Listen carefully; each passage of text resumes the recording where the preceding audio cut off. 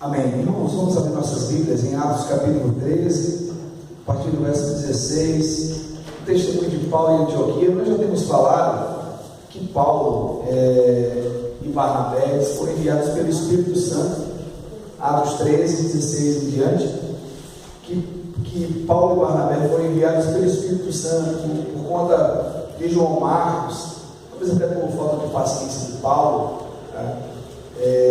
Eles vieram a ter um desentendimento, e o capítulo 15 vai nos mostrar isso um pouco melhor, continuando essa ideia dos versículos de 13 a 15. E nesse momento, versículo 16, Paulo então está testemunhando em Antioquia. É importante que a gente veja o tamanho do conhecimento de Paulo. Paulo estava nos seus primeiros anos da fé cristã, e Paulo então estava já com um discurso entre servos de Deus muito dedicados ao conhecimento, à palavra, porque lá em Antioquia, diz a palavra de Deus, no capítulo 13, no início, haviam profetas e mestres, ou seja, homens que eram poderosamente usados por Deus, que não somente eram profetas e mestres, mas eram homens que oravam e jejuavam. Então nós vemos nesse contexto aí de Atos capítulo 13, e aqui Paulo então está testemunhando. Então é importante, é fundamental que nós oremos e que nós jejuemos, mas sem conhecimento de Deus nós seremos meninos e meninas na fé.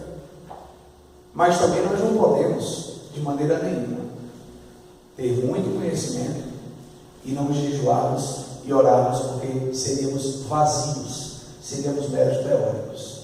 Então nós devemos buscar a face de Deus, nós temos que orar.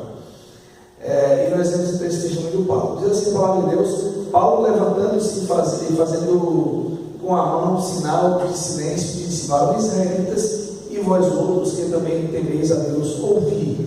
O Deus deste povo de Israel escolheu nossos pais e exaltou o povo durante sua peregrinação à terra do Egito, de onde os tirou com braço poderoso, e suportou-lhes os maus costumes por cerca de 40 anos no deserto.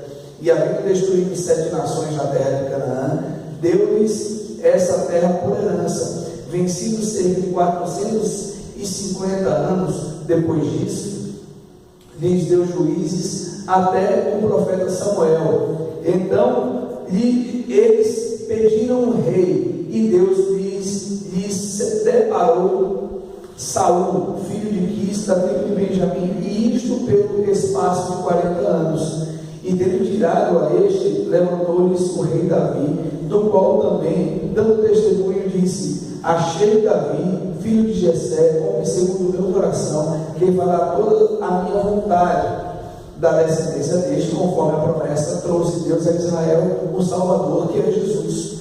Havendo João primeiro pregado a todo o povo de Israel, antes da manifestação dele, batismo de arrependimento. Mas ao completar João sua carreira, dizia: Não sou quem supondes, mas após mim vem aquele de cujo pés não sou digno de desatar as sandálias. Irmãos, descendência de Abraão, e vós outros que temeis a Deus, a nós nos foi enviada a palavra desta salvação. Pois os que habitam em Jerusalém e as suas autoridades, não conhecendo Jesus nem os ensinos dos profetas, que se veem todos os sábados, quando o condenaram, cumpriram as profecias, e, embora não achassem nenhuma causa de morte, pediram a Pilatos que ele fosse morto. Depois de cumprirem tudo a respeito dele, o que a respeito dele estava escrito, tirando-o do madeiro, puseram em um túmulo, mas Deus o ressuscitou dentre os mortos, e foi visto muitos dias pelos que com ele subiram da Galiléia para Jerusalém, os quais são agora as suas testemunhas perante o povo. Nós vos anunciamos o evangelho da promessa feita a nossos pais, como Deus a ele plenamente, como Deus a cumpriu plenamente a nós, seus filhos, ressuscitando a Jesus, como também está escrito no Salmo 2: Tu és meu filho, eu hoje te gerei, e que Deus o ressuscitou dentre os mortos, para que jamais voltasse à corrupção desta maneira, eu disse: e cumprirei a vosso favor as santas e fiéis promessas feitas a Davi. Por isso também dizem outro salmo: não permitirás que o teu santo veja corrupção. Porque na verdade, tendo Davi servido à sua própria geração, conforme o desígnio de Deus, adormeceu, foi para junto de seus pais e viu a corrupção. Porém, aquele a quem Deus ressuscitou não viu corrupção. Tomai, pois, irmãos, conhecimento de que se vos anuncia a remissão de pecados por intermédio deste. E por meio dele, todo o que crê é justificado de todas as coisas das quais vós não pudesse ser justificado pela lei de Moisés. Notai, pois, que não vos sobrevenha o que está dito nos profetas: vede, ó desprezadores, maravilhai-vos e desvanecei, porque eu realizo em vossos dias obra tal que não crereis, se alguém vula contar. Amém? Deus nos abençoe na meditação. Então nós vemos que Paulo faz realmente assim, um apanhado histórico muito importante, mostrando que Jesus Cristo, ele é o cumprimento da promessa de Deus, conforme diz a Escritura. Então ele vai fazer um leve histórico, falando sobre Jesus, que é descendência de Abraão e descendência de Davi. Vai mostrar que Deus, ele fez com que todos os seus propósitos fossem cumpridos. Deus, ele levanta um homem segundo o seu coração e faz deste homem alguém que lá na frente o seu anunciante perfeito viria, né? Ou seja, o seu anunciado perfeito viria, porque Davi, nos Salmos, ele anunciava Cristo. Então Davi era o anunciante e Cristo o anunciado. Então Deus levanta Davi, um homem segundo o seu coração, como diz aqui o texto, né? Que pecou, que falhou em tantas áreas. Mas para desse, diz no versículo 23, da descendência deste, conforme a promessa, trouxe Deus a Israel o Salvador, que é Jesus. Então nós percebemos que Deus está cumprindo suas promessas. A palavra que é muito repetida aqui é promessa e profecias. Então nós percebemos que Deus está cumprindo suas profecias. E vai chegar até João Batista dizendo assim: então, esse anunciava, mas não era ele apenas anunciava aquele que viria. Veja o versículo 25 de Atos 13. Mas ao completar João sua carreira, dizia: não sou quem supondes, mas após mim vem aquele de cujos pés não sou digno de desatar as sandálias. Então João continua anunciando a Cristo. E nós, mais à frente, nós vemos que Jesus também morre para cumprimento da profecia. Versículo 27. Pois que habitava em Jerusalém suas autoridades, não conhecendo Jesus nem os ensinos dos profetas, que se lê em todos os sábados, quando o condenaram, cumpriram as profecias. Olha, eles não conheciam, mas quando eles condenaram a Jesus, eles estavam cumprindo as profecias. Então, o cumprimento da profecia, ou da palavra, ou da vontade de Deus, não depende do homem, depende de Deus, que é fiel. Às vezes a gente olha para a gente mesmo, né?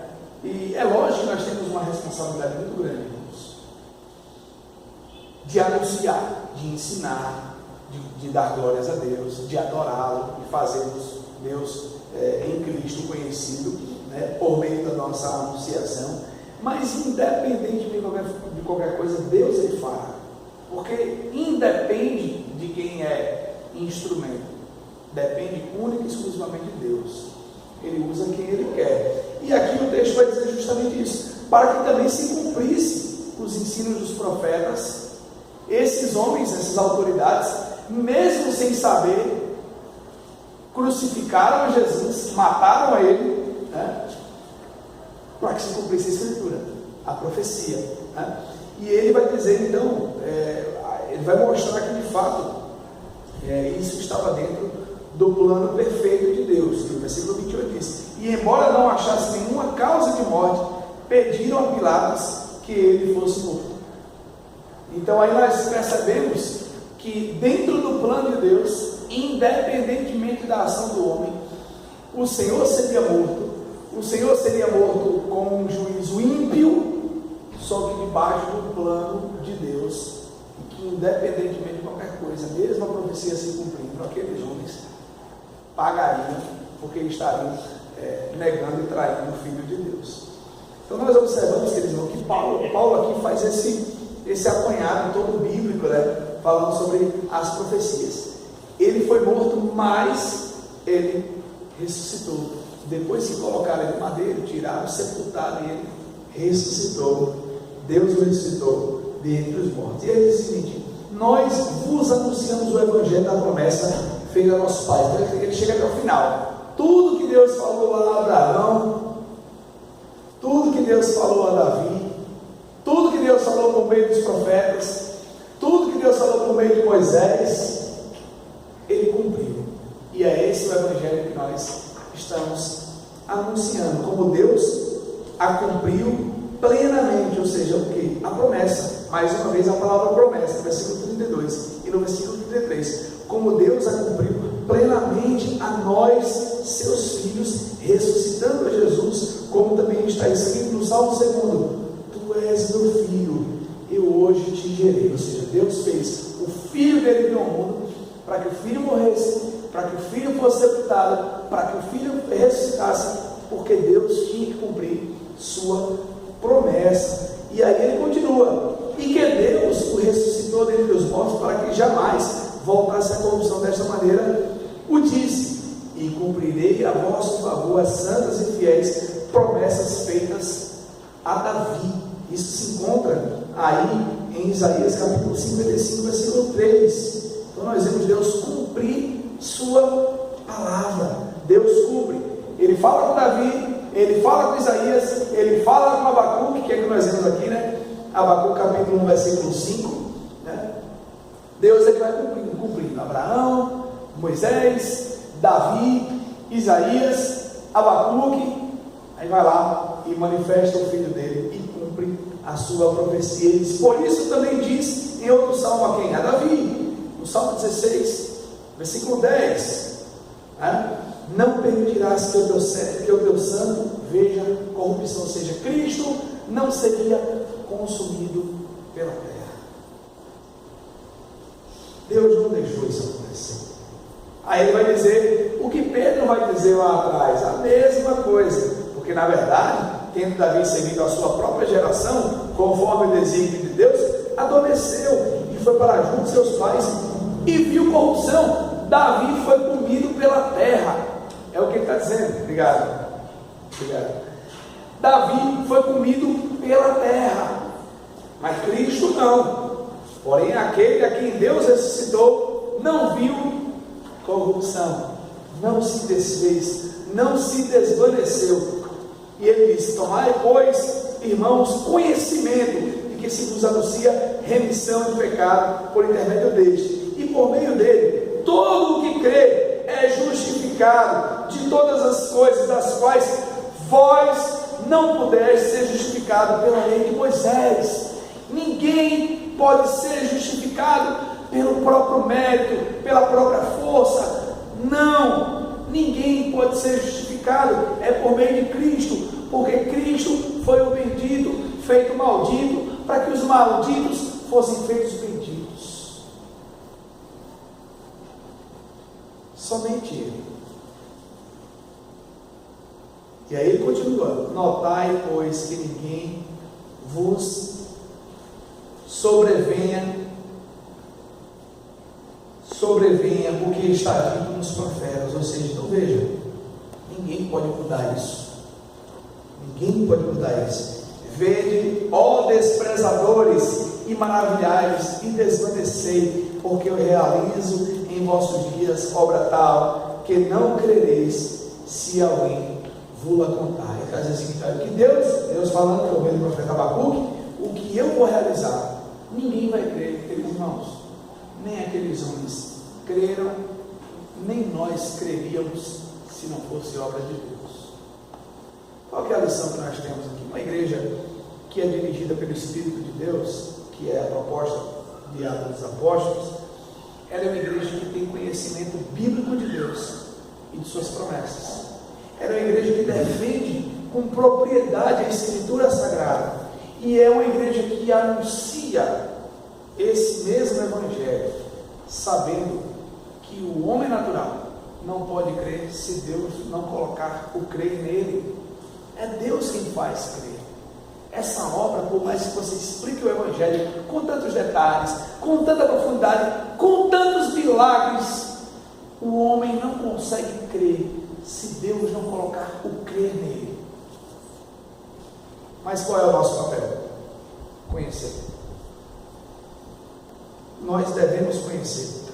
Nós devemos nos aprofundar no conhecimento de Deus. Qual é o nosso papel? Anunciar. Nós não podemos deixar de anunciar. Temos que anunciar esse Evangelho. E depois, esperar que Deus produza os resultados do Evangelho para a glória do seu nome. Amém? Às vezes a gente está pregando para alguém, e até conversando com alguns irmãos em alguns lugares, na Coab, por exemplo, em outros lugares. Eu já falei para o meu filho, você tem que ir para a igreja, você tem que servir a Deus. Não, não é assim. Tem que anunciar o Evangelho como ele tem que ser. E o restante é uma obra que Deus faz do homem. Porque, como diz o profeta Abacuque, capítulo 1, versículo 5, eu vou realizar uma obra que mesmo que vocês vejam, vocês não crerão. E foi isso que aconteceu. Jesus Cristo veio e os homens não creram nele. E nós devemos, irmãos, independentemente dos resultados do Evangelho, continuar anunciando o Evangelho para a glória de Deus. Porque nós devemos ser fiéis àquele que nos chamou para sermos os anunciadores de suas virtudes. Nós que não éramos povo e hoje somos povo. Nós que não tínhamos alcançado misericórdia e hoje alcançamos misericórdia. Amém? Vamos orar a Deus para que o Senhor nos conceda mais sabedoria, conhecimento e também ousadia para anunciarmos a palavra de Deus. E o nosso irmão para fazer essa oração, nos conduzir nesse momento de oração.